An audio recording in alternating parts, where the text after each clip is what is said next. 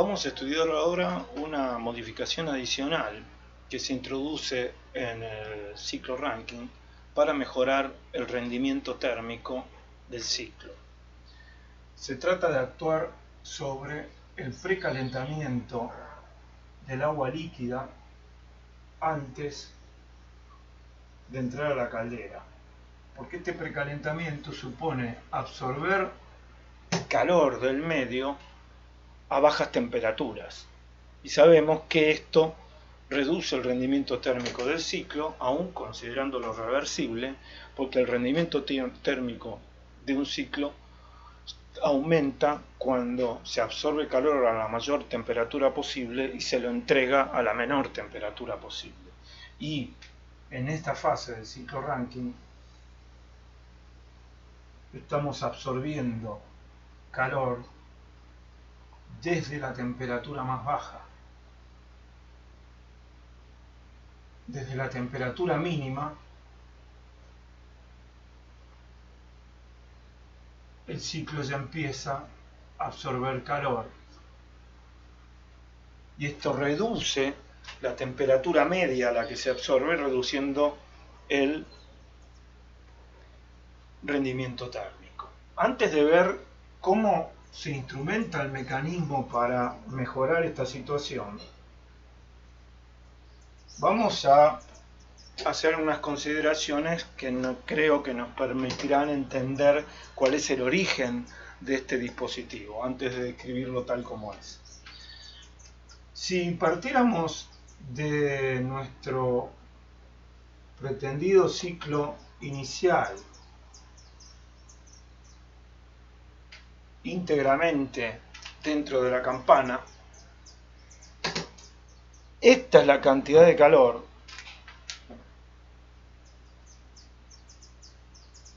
recordemos que áreas en el diagrama entrópico representan cantidades de calor. Esta es la cantidad de calor absorbida a baja temperatura que reduce el rendimiento térmico del ciclo.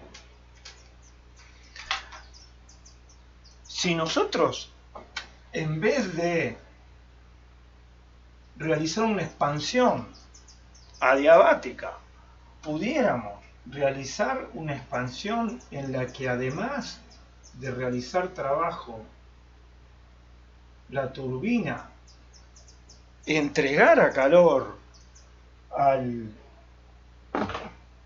líquido que está por entrar en la caldera en un intercambiador a contracorriente, tal como vimos en el ciclo regenerativo entre dos isobaras y dos isotermas, lo planteamos para un gas en ese momento, el ciclo que utilizamos para mostrar que no necesariamente una máquina biterma reversible tiene que seguir el ciclo de Carnot. Mostramos ese ciclo para ver que había al menos uno que no era el ciclo de Carnot y era bitermo reversible. ¿Por qué lo era?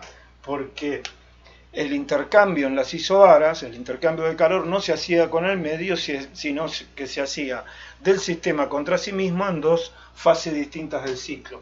Acá pasaría lo mismo si lográramos esta turbina. Esta cantidad de calor en rojo sería cedida al líquido que se está calentando para entrar en la caldera, y solo quedarían como cantidades de calor intercambiadas con el medio las intercambiadas a las temperaturas extremas, y de esta manera el ciclo tendría el rendimiento de la máquina de Carnot. Haríamos esto, ¿no? Lo que estaríamos haciendo, como hicimos en el ciclo regenerativo cuando lo imaginamos con gases. Bien, si abandonamos la expansión adiabática dentro de la campana por los problemas que tenía respecto de el título al que llegaría el vapor húmedo a la presión de baja, si intentáramos una diferencia de presiones considerable entre la mínima y la máxima, diferencia de presiones que implica diferencia de temperatura que necesitamos para que el rendimiento sea alto. Bueno, si no instrumentamos una expansión adiabática dentro de la campana, mucho menos podemos instrumentar esto. Pero puede quedar de esta idea no realizable la intención de evitar intercambiar calor con el medio a estas temperaturas tan bajas, por lo menos a las más bajas. Evitar parte de este intercambio de calor, de esta absorción de calor con el medio a las más bajas temperaturas. ¿Cómo se hace esto? Bien, ahora sí vamos a empezar a describir el dispositivo que en la realidad, que en la práctica se instrumenta.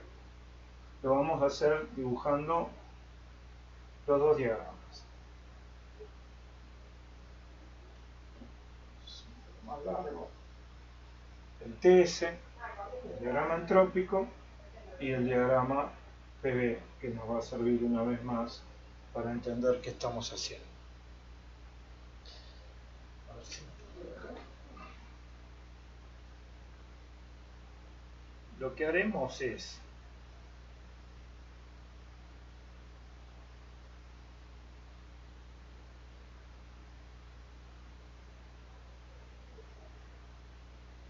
por supuesto que esto se puede combinar con expansión en múltiples etapas, pero vamos a dibujarlo para expansión en una sola etapa, nada más que para no complicar el dibujo con una parte que en este momento no estamos considerando y que si estuviera se consideraría de la misma manera que antes. Lo que hacemos es entonces extraer vapor de la turbina cuando el vapor ya ha bajado su presión lo suficiente como para que el trabajo adicional que agregue en la parte de la expansión que quede sea menos significativo, pero tenga todavía temperatura suficiente como para poder precalentar el agua hasta esta temperatura y salvar este intercambio en este rango de temperaturas más bajas. Vamos a dibujarlo en el diagrama PV porque allí nos va a resultar más claro de qué se trata.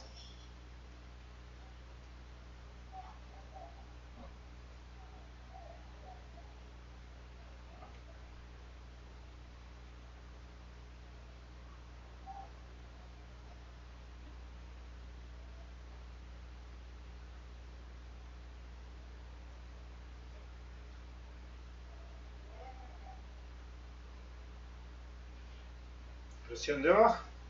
Tenemos una primera compresión adiabática, por lo tanto casi isotérmica, hasta el punto 2.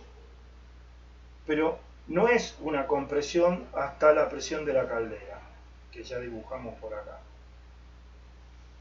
sino que se interrumpe la compresión del líquido y en ese punto se lo pone en contacto con un vapor extraído de la expansión de la turbina. Sostenemos el sobrecalentamiento y la expansión adiabática. Y en este punto extraemos vapor, lo mezclamos con el líquido hasta saturarlo.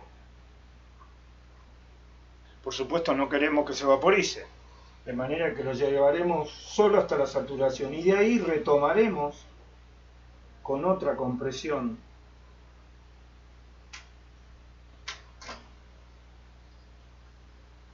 adiabática y por lo tanto prácticamente isoterma del líquido, y este será entonces el ciclo.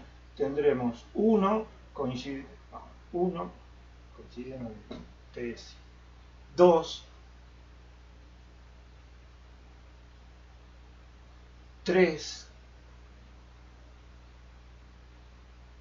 4, 5, 6, 7, 8 y 9. Tenemos 9 puntos característicos. 1, 2 es la primera compresión, la bomba de líquido de baja presión. 2, 3, 8 es lo que ocurre en una cámara de mezclas, un vapor sobrecalentado en el estado 8 se mezcla con un líquido comprimido en estado 2 para obtener líquido saturado en el estado 3. El líquido saturado se introduce en una bomba de alta presión hasta la presión de la caldera. Allí se termina el precalentamiento, se vaporiza y luego el ciclo sigue como era antes. Ahora que lo tenemos dibujado en el PV, podemos dibujar los puntos en el TS más fácilmente. Este es el punto 9. Este es el punto 1 coincidente con el punto 2.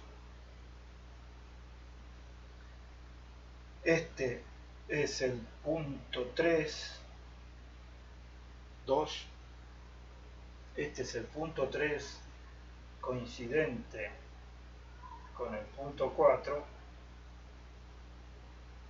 Estamos aquí. Este es el punto 5. Este es el punto 6. Este es el punto 7 y este es el punto 8. Ahora vamos a dibujar la instalación que instrumenta esta modificación. Tenemos la turbina.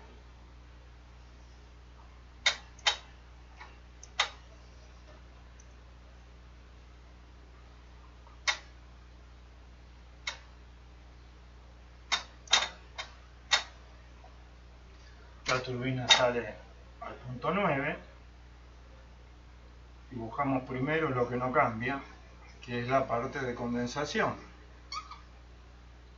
Y aquí salimos al punto 1, donde está lo que ahora es una bomba de baja.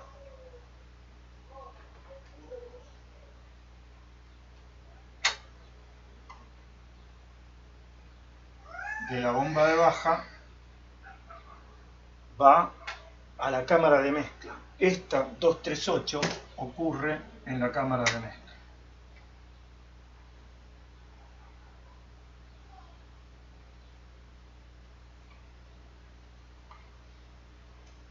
Esto es ingreso y acá ingresa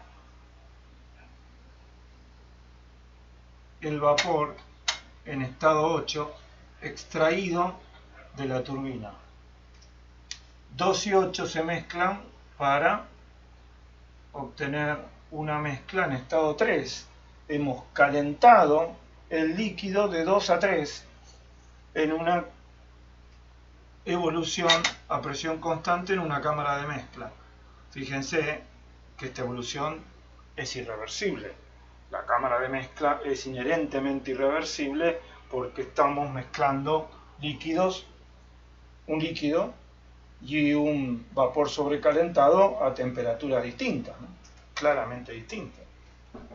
Lo vemos eso en el diagrama TS. La temperatura del punto 8 es bien superior a la temperatura del punto 2, que coincide con la temperatura de mínima, la temperatura de condensación. Aquí entra en otra bomba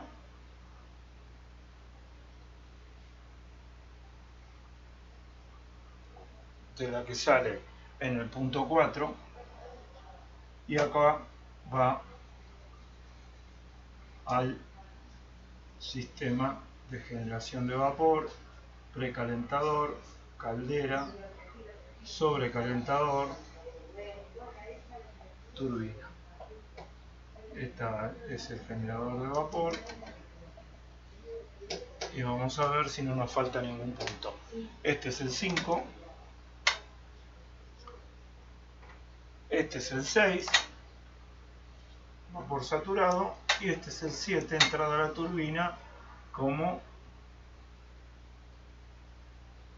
vapor sobrecalentado, y este ya está marcado acá, es el punto 8 de extracción. Y este es el esquema de nuestra instalación. Insisto, podría haberse combinado con una expansión en 2 etapas. La extracción se haría seguramente en la turbina de baja, en 2 o más etapas, ¿no? Acá tenemos calor absorbido. Esto sería Q de precalentamiento. Acá tenemos calor de vaporización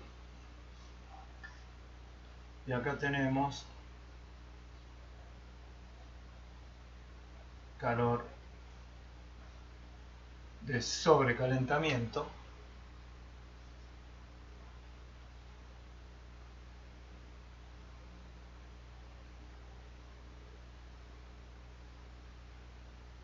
Cantidades minúsculas porque son cantidades por unidad de masa. Y acá tendremos que consignar que la masa que va a parar a la cámara de mezcla es una fracción X de la total que circula. De manera que aquí queda 1 menos X en el condensador y en la bomba de baja. Y con estas precisiones estamos en condiciones de calcular las magnitudes puestas en juego. Lo más importante es calcular la fracción a extraer. Fíjense, la temperatura de extracción es una decisión de diseño tomada sobre la base de la experiencia para determinado diseño de caldera del sistema en su conjunto. Es un compromiso entre la disminución del trabajo mecánico y el aumento del rendimiento térmico que se logra. Pero asumamos nosotros que está elegida esta temperatura, elegida la temperatura, la fracción X queda determinada por la necesidad de llevar la mezcla no más allá del punto de saturación. Bien, el calor absorbido ahora será H, directamente ponemos las tres cantidades juntas, es H7 menos H4. Precalentamiento, vaporización y sobrecalentamiento están contempladas en H5 menos H4, más H6 menos H5, más H7 menos H6, que queda esto. Esto es calor absorbido. El calor cedido ahora es 1 menos X, H1 menos H9, si lo ponemos con signo, este delta es negativo.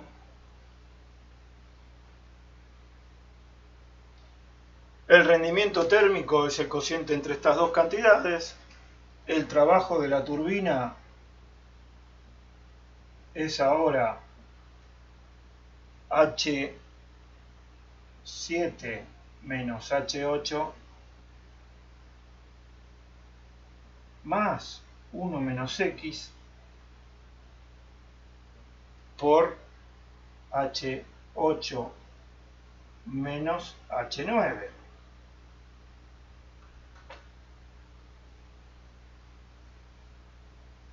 El trabajo de la bomba de baja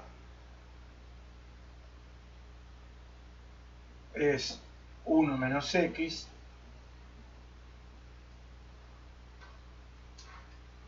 H1 menos H2.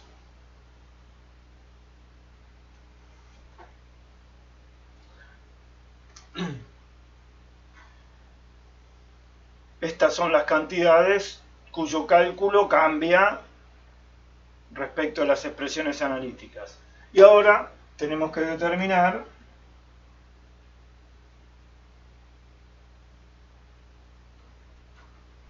fíjense que en la bomba de alta, si queremos lo podemos escribir, ya está toda la masa circulando, de manera que el trabajo de la bomba de alta es H3 menos H4.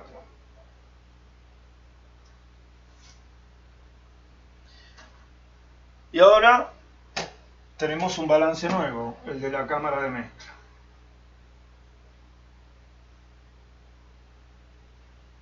Y en la cámara de mezcla, asumida adiabática, no hay trabajo de circulación, no hay calor intercambiado con el medio, delta H es igual a 0. O sea, delta H igual a 0, entalpía entrante es igual a entalpía saliente. Entra 1 menos X por H2, entra X por H8 y sale H3.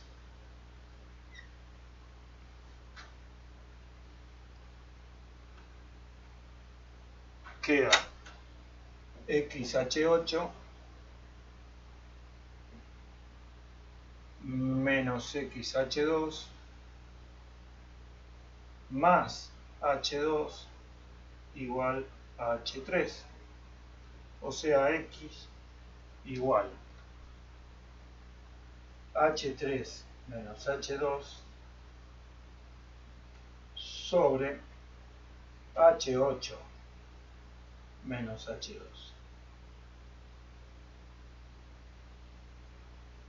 Y esto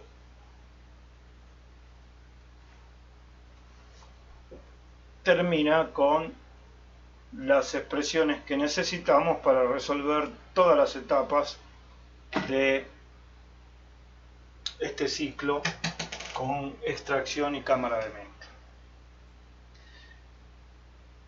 Hasta aquí llegamos con ciclos térmicos con máquinas a vapor. Podemos combinar múltiple expansión con extracción en cámara de mezcla. Podríamos tener expansiones no reversibles en la turbina. Aquí hemos introducido una irreversibilidad en la cámara de mezcla, donde tenemos un intercambio de calor con salto finito de temperatura. Entregamos rendimiento exergético a cambio de rendimiento térmico. ¿Por qué hacemos eso? Porque la exergía que estamos entregando es exergía que no podríamos utilizar. Este vapor, cuya exergía estamos perdiendo en parte en un intercambio de calor con salto finito de temperatura, iría a parar a este intercambio de calor, que aunque consideráramos reversible, que además no lo va a ser, porque en la realidad para intercambiar calor con el medio externo vamos a necesitar un salto finito de temperatura, porque ese intercambio tiene que hacerse a cierta velocidad. Quizá 10 grados de diferencia de temperatura entre el agua del río y el intercambiador a la entrada. El agua del río, luego de pasar por el intercambiador, tendrá un par de grados más, que será la exergía, que de todas maneras estaremos desaprovechando, porque el agua seguirá su curso, se sumará de nuevo al río y la exergía se perderá. Nosotros, en cambio, estamos prefiriendo así perder parte de esa exergía a cambio de entregársela, la otra parte, al agua, precalentándola con un intercambio que no es con el medio y mejorando el rendimiento térmico para al aumentar la temperatura media de intercambio de calor con el medio. Nos queda ver un tema que es ciclos frigoríficos con vapor. Será el último tema del año.